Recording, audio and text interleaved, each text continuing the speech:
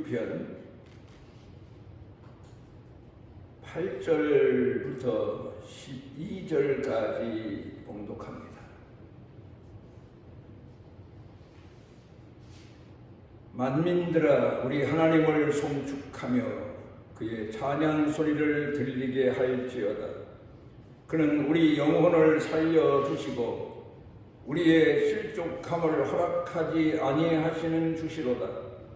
하나님이여, 주께서 우리를 시험하시되 우리를 단련하시기를 은을 단련함 같이 하셨으며 우리를 끌어 그물에 걸리게 하시며 어려운 짐을 우리 허리에 메어 주셨으며 사람들이 우리 머리를 타고 가게 하셨나이다.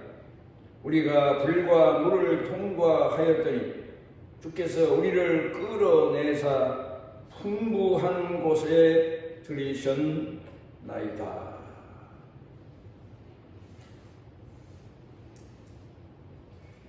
제가 살고 있는 이곳은 우리나라 지도로 봐서 서해안 지역인데 조금 이른 봄 그리고 늦은 가을 초겨울 그때에 저 북쪽으로 날아갔던 기러기가 가을에 오고 봄에 가고 그러면서 겨울을 이 지역에서 납니다. 엄청난 기러기 때가 추운 겨울은 나는 것을 보게 되면 아무래도 저 북쪽 시베리아 쪽에는 더 추우니까 조금 그래도 덜 추운 그리고 먹을 것이 풍부한 이 지역에 와서 겨울을 나는 것 같은데 그 새떼들의 여기 와서 삶을 자세하게 관찰은 해보지 못했지만 운전을 하고 가다가 그 기러기 떼에 움직이는 그런 모습들을 보게 되면 특이한 것을 하나 발견했습니다. 그게 뭔가 하면 먹이가 풍부한데 한 곳에 모여서 먹이를 먹고 그곳에서 휴식을 취하고 그러면서 추운 겨울을 보내면 좋겠는데 그렇다 보니 근간에 사람들이 기러기 떼를 습격하거나 잡는 일은 있지 않은 거로 알고 있습니다. 편안하게 와서 먹이를 먹고 그리고 쉬고 그러다가 다시 이제 여기 서해안 지역이나 우리 남한이 봄이 오고 따뜻해지면 추운 데서 지내는 새들이기 때문에 오히려 견딜 수 없기 때문에 북쪽으로 가는 것 같은데 여기 와서 있는 동안이라도 좀 편안하게 쉬다 가면 좋겠는데 가끔 낮에 보면 이 새들이 줄을 지어서 그러니까 북쪽으로 갈 때의 줄지어 날아가는 모습이나 올 때 줄지어서 날아오는 모습이나 또 여기 있으면서 줄지어서 이곳에서 조금 떨어진 곳으로 가서 또 며칠 정착하는지 하루를 정착하는지 그럽니다마는 그 나는 모습을 보면 비슷합니다. 그래서 제가 생각해 보기를 왜 저렇게 새들이 이 추운 겨울 동안 이 서해안 지역에 와서 그냥 편안하게 머물다가 때가 되면 가면 되지 왜 저렇게 날아다닐까 하고 생각을 해보니까 그게 내 나름대로의 생각이고 판단이지만 연습인 것 같습니다. 만약에 이곳에 와서 먹이가 풍부하다고 해서 먹을 것만 먹고 편히 쉬다 보면 그 먼 거리 북쪽으로 날아갈 때에 분명 운동량이 부족해서 목적지에 도달하지 못하기 때문이 아닌가.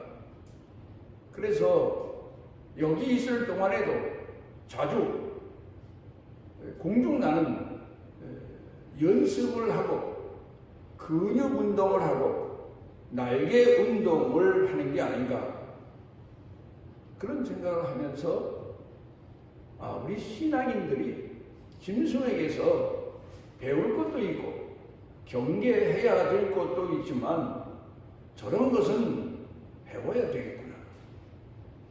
자연은 우리 믿음을 가진 사람들에게 일반 계시라고 해서 교과서나 다름없는 그런 내용으로 구약 성경은 말씀하고 있습니다. 멀리 날아가는 여행 연습을 이곳에 있는 동안에도 자주 해야 그 먼 거리를 가다가 지치지 않고 목적지까지 도달하기 위함을 그 새들도 알고 있기 때문이 아닌가. 때가 되면 북쪽으로 날아가야 되고 때가 되면 북쪽에서 남쪽으로 날아와야 되고 그 사실을 어느 깊은 지식이 있는 새가 알려줘서 그리하는 게 아니고 새들은 모두 다 제각각이지만 그 사실을 인식하고 자기 생명을 이어가고 있지 않나.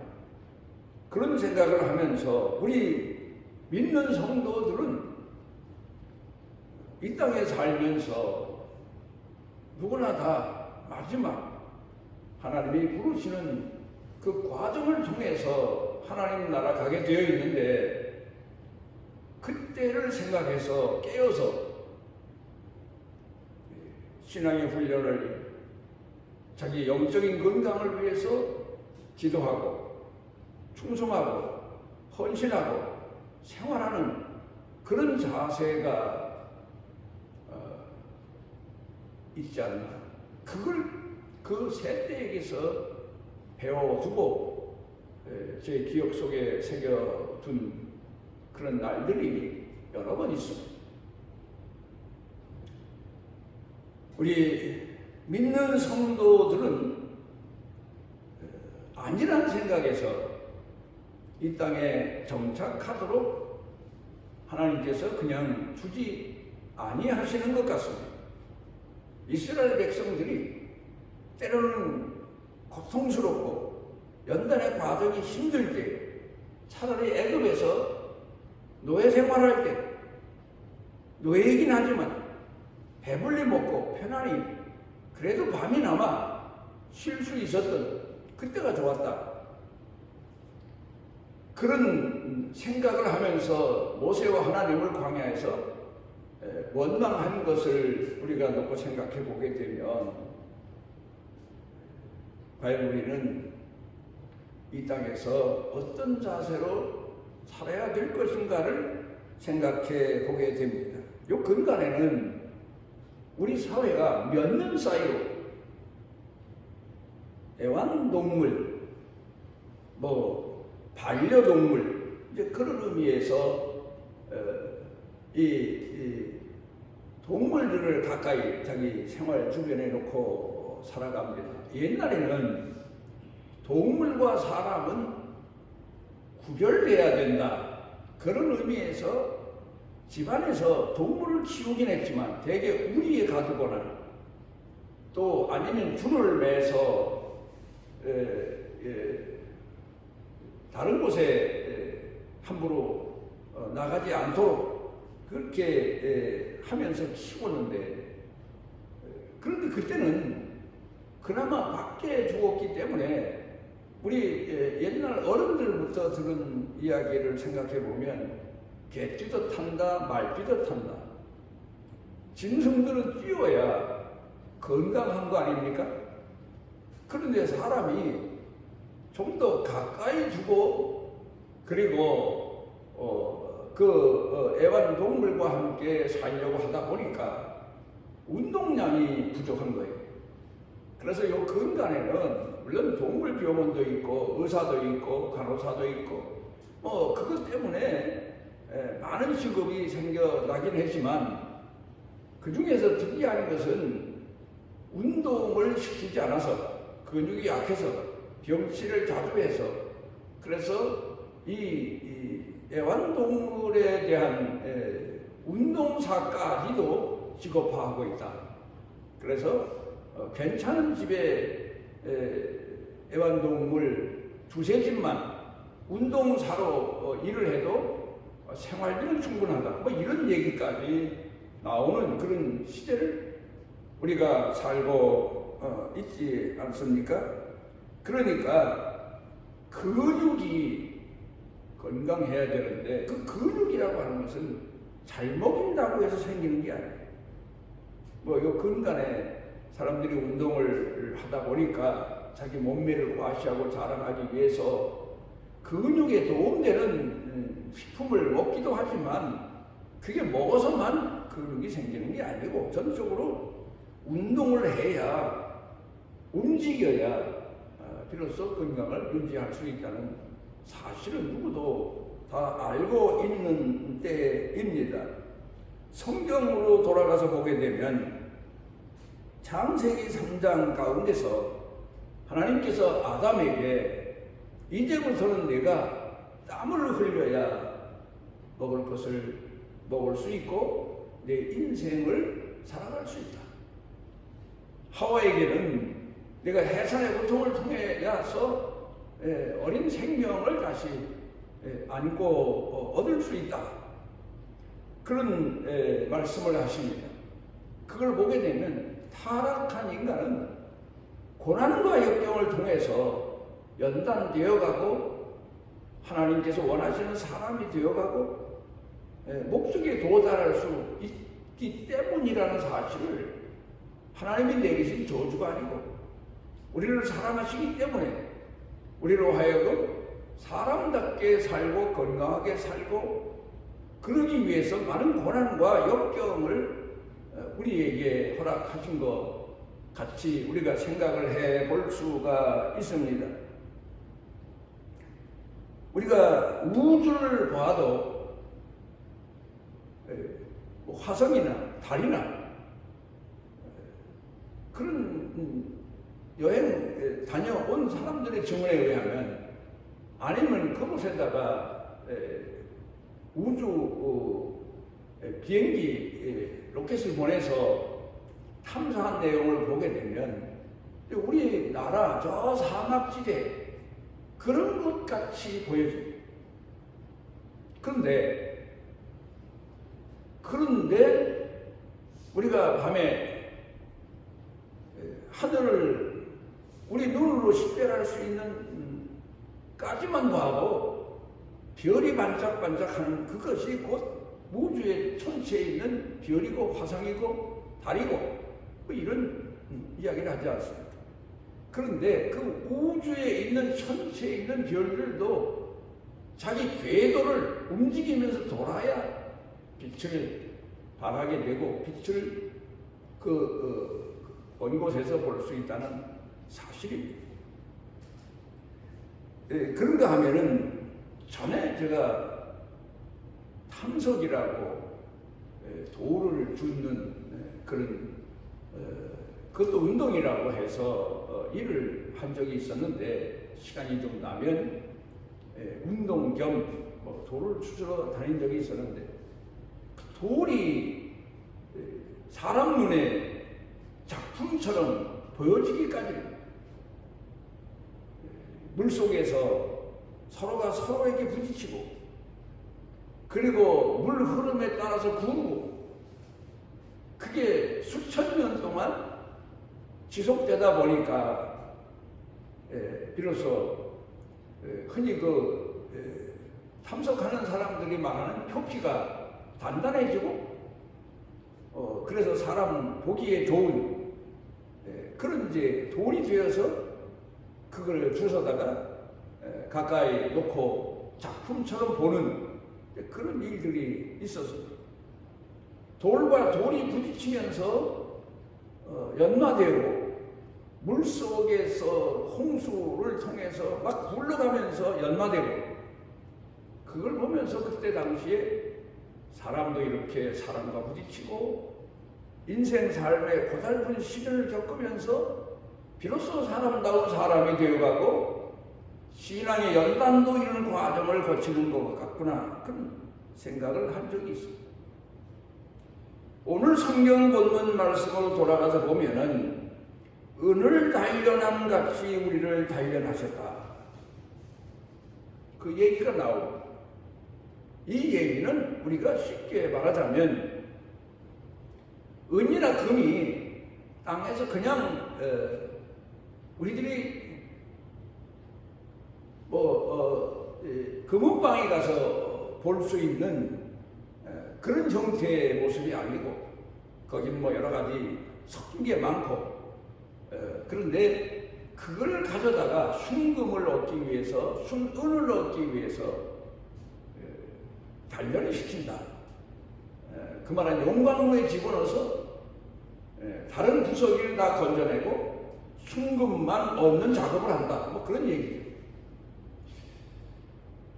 그러니까 은을 단련한다, 이 말의 의미는 다시 말하면 쇠를 단련한다, 그런 내용과도 같은 과정을 거친다는 사실을 지나면서 제가 배워두었습니다.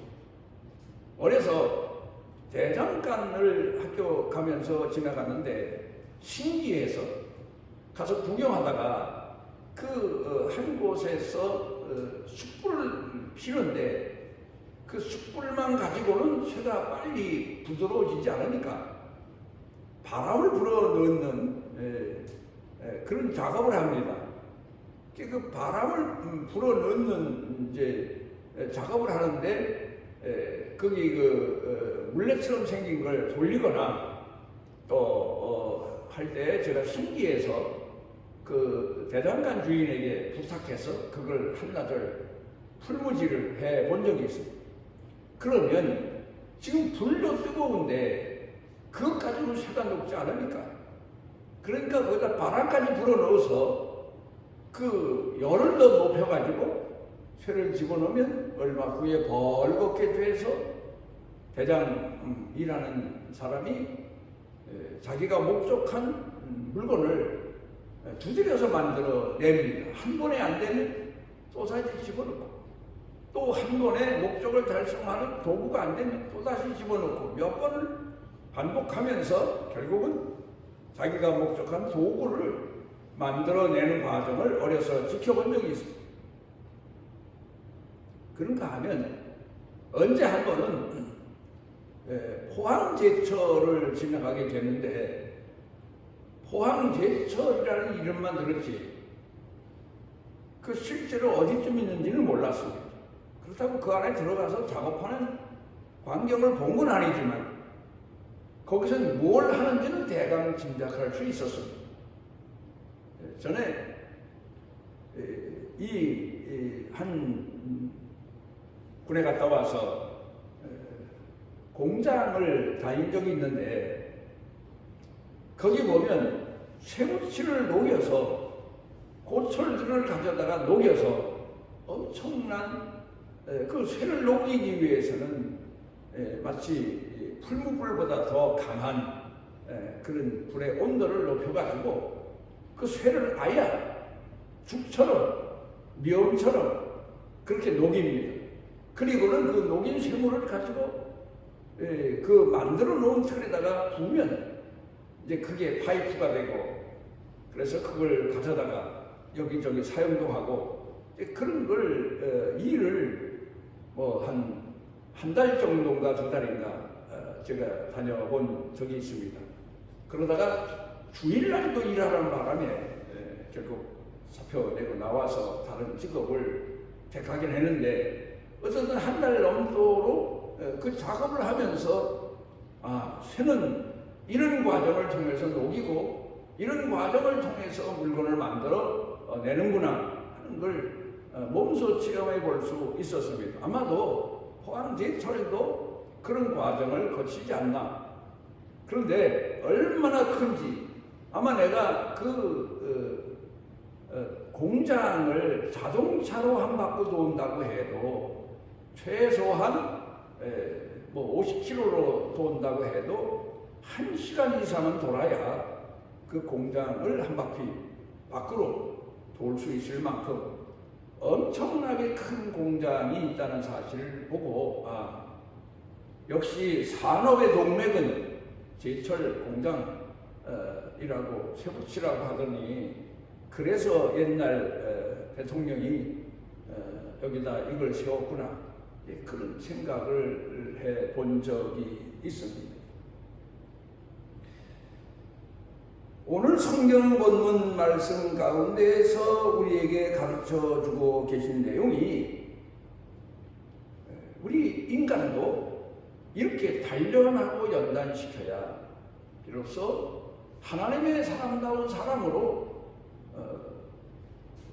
하나님 앞에 인정받을 수 있고 또 하나님의 사람으로 쓰여질 수 있고 하나님의 사람으로 살다가 하나님 나라 갈 수 있다는 사실을 여기서 우리에게 가르쳐 교훈하고 있습니다. 요새 우리 한국 사람들은 누구나가 2년마다 한 번씩 정기적으로 보건공단에서 소식이 와서 지시에 따라서 병원에 가서 건강검진을 하는데 가서 제일 먼저 하는 일이 뭔가 했더니 몸무게를 다는 거예요. 키를 재는 거예요. 왜 그런가 했더니 그거 알고 보니까 이 사람이 키가 얼마고 거기에 비해서 몸무게가 얼마인가. 그러니까 사람에게 있어서 중요한 거는 뼈가 건강하냐, 근육이 얼마냐, 또 지방이 얼마냐, 이걸 구분하면서 건강한 사람이다, 조심해야 될 사람이다, 이런 거를 가르쳐 주기 위해서 시작한다는 사실을 알게 됐습니다. 그래서 사람을 놓고 보면 뼈 무게가 많이 나가고 근육 무게가 많이 나가면 건강한 사람이다.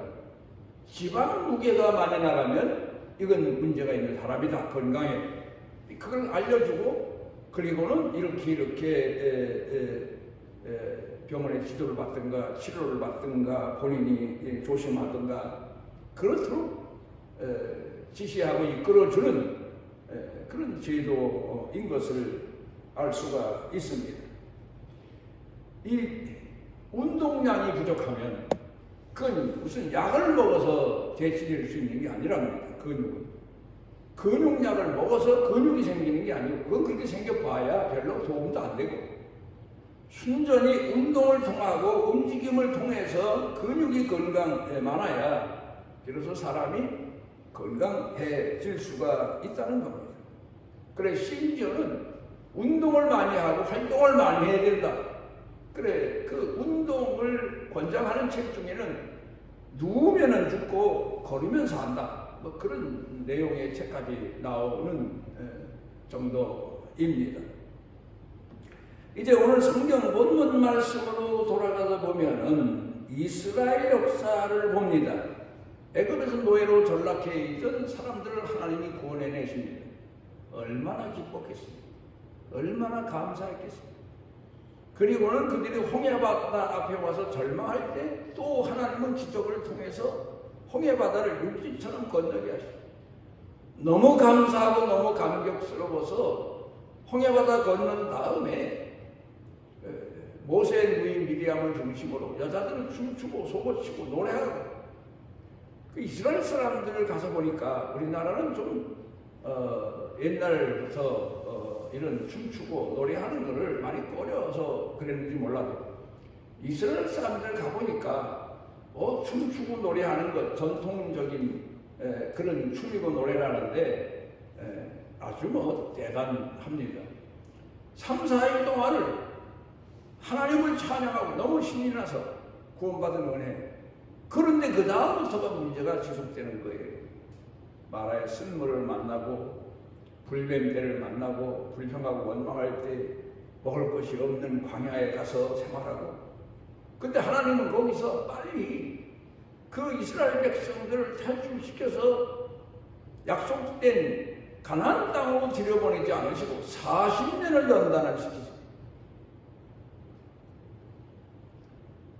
물론 거기서 가축도 몰고 가서 목축도 했겠지만 풀도 그렇게 넉넉하지 못한 지역에 가서 얼마나 먹기가 힘들었으면 하나님이 아침에는 만나를, 저녁에는 메추라기 떼를, 새떼를 보내서 그들의 건강을 유지하도록 그렇게 하셨겠습니다.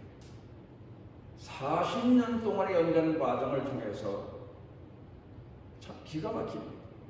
어떤 사람은 순수한 순종자여 하나님의 뜻에 합당하게 쓰여질 만한 사람으로 연단됐는가 하면, 어떤 사람들은 계속해서 하나님이 하시는 연단 과정을 불평하고 원망하고 그리고 불순종해서 결국은 약속의 땅에 이르지 못한 내용들을 우리가 보게 됩니다.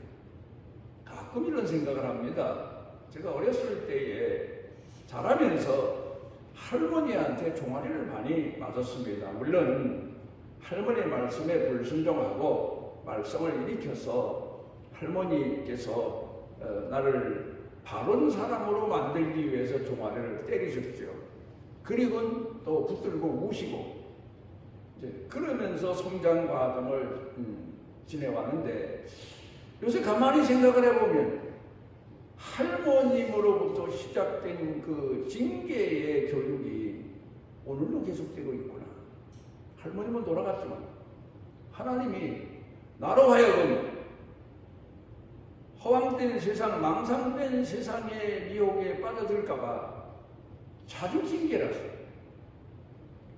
목회할 때에도 뭐 몇 년 사이로 큰 사건이 터지고, 그럼 그 사건 때문에 하나님 앞에 엎드려 기도할 수밖에 없고, 그래서 겨우 숨 쉴 정도만큼만 제게 은혜를 베푸시고, 그러니까 자연적으로 더 하나님 앞에 금식하게 되고 기도하게 되고 하나님의 선하신 뜻을 구하게 되고, 그러면서 하나님의 위로도 받고 남들이 체험하지 못하는 체험도 하고 그런 과정을 거쳤는데, 아마도 이런 과정은 내가 이 세상 끝날 때까지 지속되지 않을까, 하나님이 받으시는 날까지 계속되지 않을까. 왜냐하면 땅에 곡식을 심고 농사하는 분들 보면 마지막 거둬지는 날까지 시험과 시련은 계속되더라고요. 바람 불고 비 오고 가물고 그런 여러 가지 해충도 있고, 그런 가운데서 곡식들을 돌보며 결국 곳간에 거둬들여야만 농사가 끝나게 되는 그런 걸 우리가 보면서 하나님도 우리를 그렇게 연단시키시는 겁니다. 왜 그러실까? 그렇게 살지 않은 사람도 많은데, 근데 보면 버린 자에게는 징계도 없고 택하신 사람, 사랑하시는 사람에게는 징계가 있다. 우리나라 옛날 말에도 그래요. 남의 자식은 절대 징계하지 않는데 내 자식이니까 징계하는 거고 매를 드는 거다. 건강에 와서는 자녀들을 징계만 해도 고발하면 법에서 저촉된다 그러긴 합니다만은, 글쎄 징계 방법을 옛날처럼 매를 들어서 때리는 것보다는 훈육적으로 해야 된다 그런 의도겠지만, 어떻든 징계라는 건 자녀를 키우면서 필요한 거예요. 그런데 건강에 와서 어떤 한의사가 말한 내용을 들으면서 그렇구나 그런 생각을 해본 적이 있어요. 한의사는 전통적으로 옛날부터 사람의 몸을 돌보고 치료하는 우리나라 전통적인 의학계의 의사 아닙니까? 그런데 사람에게 심장이 둘이 있대. 근데 하나는 가슴에 있고 하나는 어디 있나? 심장이 또 어디 있나? 종아리래. 그러니까 많이 걷고 운동을 하면 종아리가 든든해서 사람 가슴에서 피가 순환을 하는데 발까지는 멀잖아요. 그러니까 발에 내려간 피가 다시 신장으로 돌아오기까지는 종아리가 든든해야, 근육이 많아야, 거기서 펌프질을 잘해줘야 그게 건강하다는 거예요. 근데 움직이질 않고 운동을 안 하면 종아리가 근육이 풀려서 심근경색도 생기고 그 외에 여러 가지 병의 원인이 된다. 그러니까 운동을 해라. 그래서 가끔 생각해 보면 옛날 우리 조상들이 학교에서 아이들 가르치면서 잘못하면 종아리를 때렸어요. 딴 데 때리면 학대고 종아리는 훈계했어요. 교훈이고. 왜 종아리를 때렸을까? 종아리를 때려서 정신이 더 들도록. 우리가 짐승을 옛날에 키우다 보면 소는 엉덩짝을 때려서 힘을 넣어내도록 주인이 매를 들어서 마차를 끌게 하거나 연장을 끌게 했고, 말은 옆구리를 쳐서 아마 제일 약한 데고 말이 겁나는 데인 것 같아요. 그래서 더 뛰게 좋아하고 쉬게 좋아하고 주인의 말에 순종하기도 하고, 이런 걸 보면 짐승이나 사람이나 바른 목적에 쓰여지기 위해서는 이런 징계 과정 아마 필요하지 않나, 그렇게 생각해 볼 수 있습니다. 오늘 성경 본문 말씀으로 돌아가서 보면 하나님께서 우리를 사랑하시지만 우리를 징계하신다, 시험하신다. 심지어 왜? 인내심을 키워주기 위해서. 가끔은 예수님께서 베드로를 시험하신 적이 있어요. 마귀가 하는 시험하고 예수님이 하시는 시험은 다르죠. 우리가 말은 같지만 마귀는 하나님과 멀어지고 신앙을 버리도록 시험하는 거고, 예수님은 우리 신앙을 한 단계 높이기 위해서 우리를 시험하시고 가르치시고 책망하시고 훈계하시고 이끄시고, 요새로 말하면 짐승을 키우는 조련사들이 짐승을 훈련시키는 건 그 짐승이 보다 더 사람에게 도움이 되는 그런 짐승을 만들기 위함인 것처럼 하나님께서 우리를 바로 그렇게 연단 훈련시키신다. 성경을 통해 보면 신앙 좋았다는 사람들, 아브라함서부터 내려오면서 여러 사람들이 겪은 인생의 그 과정을 보게 되면 보통 사람으로서는 경험할 수 없는 일들을 경험했어요. 요셉은 노예로 팔려갔고, 야곱은 20년 동안 머슴살이 했고, 또 아브라함은 자기 고향 본토 친족을 떠나서 타향살이로 평생을 살았고, 그런가 하면 성경 가운데 보면 엘리야라고 하는 이가 있어요. 우리가 잘 알죠. 얼마나 많은 어려움과 시련을 그 생애 동안 겪었으면 그가 그리스 시내가에서 가뭄 동안에 까마귀가 물어다 주는 것으로 겨우 연명하고 살다가 시냇물이 마르니까 하나님께서 시돈 땅에 가라, 내가 준비한 사람이 있다 해서 가서 보니까 마지막 떡을 구워 먹고 죽을 수밖에 없는, 양식이 다 떨어진 그런 여인에게 보내져서 거기 가서 가뭄을 하나님 기적적인 은혜로 보내게 되고, 그리고는 아합 왕과 이세벨의 핍박을 피해서 얼마나 많은 고난을 겪고 도망다니고 숨어다니고, 결국은 그런 과정을 거쳐서 하나님께서 불말불병거로 그를 데려가신 내용이 성경에 기록되어 있습니다. 그의 제자 엘리사가 산 생애도 보면 얼마나 많은 신앙을 지키기 위해서 고난을 당했는지 모릅니다. 그러니까 오늘 여기 성경 본문 말씀 가운데에서 가르쳐 교훈하는 내용이 하나님이 우리를 물과 불을 통과하게 하셨다. 은을 단련하게 하셨다. 단련하듯 하셨다. 우리가 오늘을 살면서 고난과 역경이 하나님이 우리를 이끄시는 과정이라고 하는 사실을 우리가 마음에 새기고, 고난과 역경 가운데서 낙심하거나 불평하거나 원망할 게 아니라 하나님이 나를 사랑하셔서 하나님이 나를 채찍질하시고 나를 불 속에 넣고 물 속에 넣고 연단시키시는 그런 과정을 거치게 하시는구나 하는 생각을 하면서 우리가 위로를 받고 믿음을 지켜나가고 하나님의 구원과 긍휼하신 은혜를 사모하는 그런 신앙인으로 매일을 살아가게 될 겁니다. 고린도전서 10장 13절에 보면 사람이 감당할 시험밖에는 허락지 않는다 하셨으니 감당할 수 없을 때는 하나님께서 책임져 주실 거다.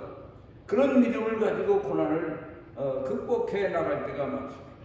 고린도전서 10장 10절에 보면 고난당할 때 하나님을 원망하지 말아라. 광야에서 하나님을 원망하는 사람들은 다 가나안 땅에 들어가지 못하고 거기서 죽었다. 그런 경고의 말씀을 하시고도 있습니다. 야고보서 1장 12절에 보면 여러 가지 시험을 만나가든 기뻐해라. 믿음의 시련이 인내를 만든다. 교훈의 말씀을 주십니다. 오늘도 우리가 고난과 역경 가운데서 주의 손길을 사모하며 보다도 하나님의 사랑으로 든든히 서가는 그런 축복의 날이 되었으면 합니다.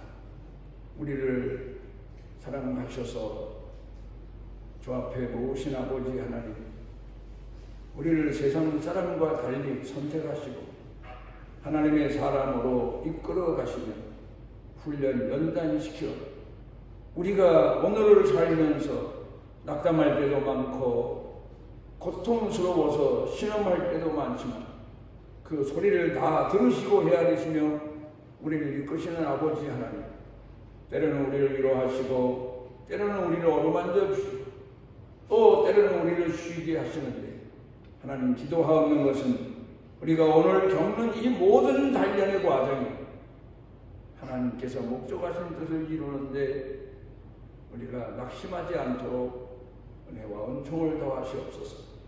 예수님 이름으로 기도드리옵나이다. 이스라엘의 하나님 여호와께서 그 날개 아래 보호를 받으러 온 내게 온전한 상 주시기를 원하노라. 우리 주 예수 그리스도의 무한하신 은혜와 아버지 하나님의 지극하신 사랑, 성령님의 감화 감동 위로 교통하시는 능력의 은총이 사랑하는 자녀를 생각, 마음, 영과 육 사는 생활, 일터, 경영, 온 교회 중에 뜨겁게 함께 하시기를 축원하옵나이다.